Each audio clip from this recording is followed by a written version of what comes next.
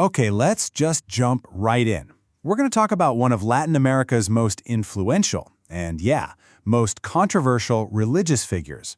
His name is Pastor Carlos Luna, but most people know him as Cash. And this is a guy who has built an absolute empire, really, on a message that mixes faith and, well, prosperity. So, let's start with a number. $45 million. That's the estimated price tag for his megachurch in Guatemala, the Casa de Dios, the House of God. I mean, we're talking about one of the biggest, most lavish churches in all of Latin America. It's a huge symbol of just how successful he's become. Now, Luna claims this spectacular temple was built on what he calls supernatural offerings from his flock.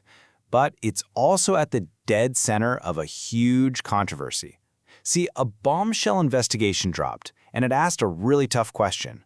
Where did all that cash actually come from? And this is where things get wild. An explosive 2018 report from Univision just set off a firestorm. It alleged that some of the seed money for Luna's whole empire came from a convicted Guatemalan drug trafficker, a woman named Marlary Chacon. You might know her as the Queen of the South. Now, for the record, Luna has fiercely, completely denied all of this. Okay, so to really get our heads around this, we've got to break it down. We're going to look at the man, Cash Luna himself. We'll dive into his core message, the whole theology behind it, then the major criticisms, and finally, and this is super important, the growing political power of this entire movement. All right, first up, who is the pastor at the center of all this? Who is Cash Luna? So, Carlos Luna, he started his church, Casa de Dios, way back in 1994. And from there, he's just built this enormous media ministry. He's famous for these huge events he calls Nights of Glory.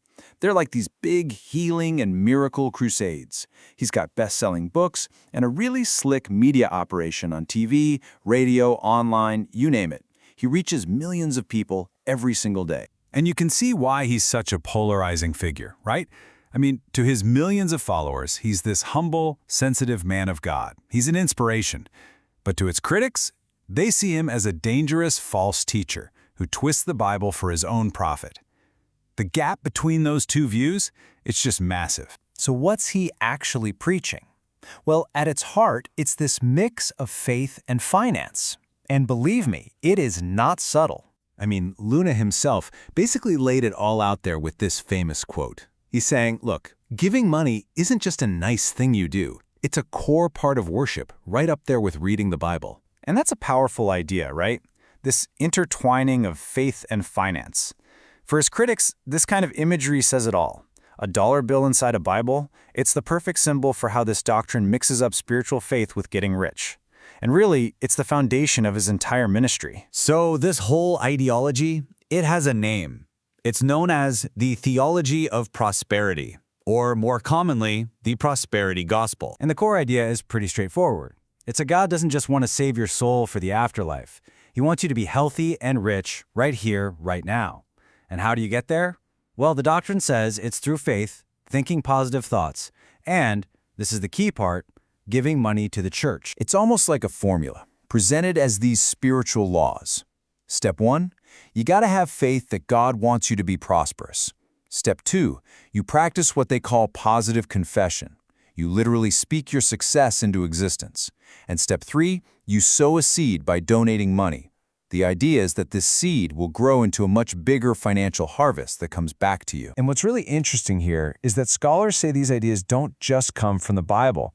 They actually trace the roots back to this 19th century movement called New Thought. And that whole philosophy was based on the idea that your thoughts can literally change your physical reality. So, as you can probably guess, this whole theology of wealth and health has drawn some really intense criticism and some very serious allegations. Yeah, the pushback against Luna and the whole prosperity gospel movement really comes in three main flavors. First, there are the theological critiques, people who say it's just straight-up heresy. Second, you've got the financial and even criminal allegations, like those drug money claims. And third, there's the human cost, which can be absolutely tragic. On the theological side, critics point to teachings like this one, which was reportedly from Luna. The idea that you can demand money from God, well, that changes faith from a relationship into a business deal. It puts you, the believer, in the driver's seat, not God. And critics say that's a dangerous distortion. And then there's the human cost. This doctrine of divine healing has led to some really awful documented tragedies. Take this case from 2014. A 15-year-old girl. She had a serious brain condition. She died from a heart attack just after Luna declared her healed at one of his crusades. That incident led to accusations of fraud being filed against him. Okay, but this isn't just about individual faith or money. The impact of this movement goes way beyond the church walls. It's become a powerful, organized political force. And you have to understand just how widespread these ideas are. Look at this data from the Pew Research Center. Over half of Hispanic Catholics and evangelicals in the U.S. believe that faith will lead to wealth and health. When you have that many people who believe something so strongly, you have a massive, motivated base. And that base is absolutely being mobilized for political action.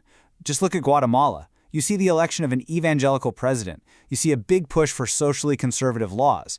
You even see major foreign policy decisions, like moving the embassy in Israel to Jerusalem, which is a huge goal for Christian Zionists who see it as fulfilling a biblical prophecy. So here's the really crucial point. This isn't just about personal salvation anymore. Scholars call this dominion theology. And the basic idea is that Christians have a mandate from God to take control, to have dominion over every single part of society. We're talking media, business, and yes, especially government. And the stakes here are incredibly high. When you fuse religion and politics like this, as one scholar put it, you're basically moving the culture war out of society and dropping it right into the middle of government. This actively breaks down the separation of church and state. And that has massive implications for human rights, especially for groups like women and the LGBTQ community. So when you see faith, wealth, and politics all tangled up like this, it forces you to ask a pretty tough question. Where do you draw the line between a ministry and an empire?